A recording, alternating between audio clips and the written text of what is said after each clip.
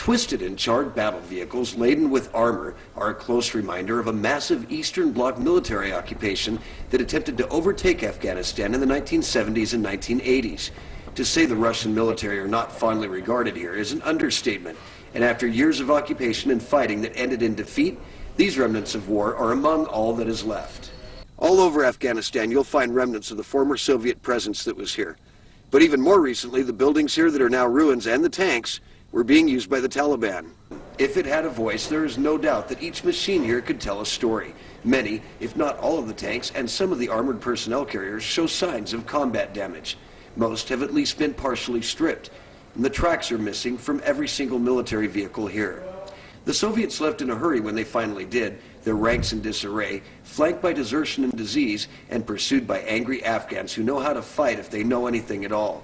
The Soviets are just one empire over the last several hundred years that has attempted to invade and occupy this ancient place.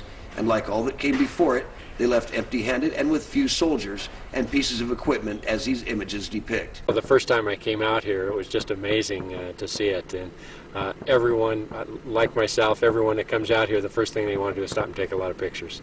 As the weapons of the Soviet military machine now rot in the Afghanistan desert, I've discovered that these complex metals are not easy to recycle, and Afghanistan has few facilities that could accomplish that if undertaken. Now these armored weapons of war have become monuments. What they represent is up to interpretation. When the Russians finally left, many of these machines were made ready for combat again by an even more unpopular regime in recent history, one that has dealt the strongest blow to Americans on their own soil. Well, I know this has always been a military training center for the Afghan armies under the different control, even prior to the time of the Russian invasion. But after the Russians invaded, they used it, and they built some buildings here, and then the Taliban used it when they were here. And so some of the destroyed buildings to our left were all part of the buildings that the Taliban was using to do maintenance on the tanks that they had.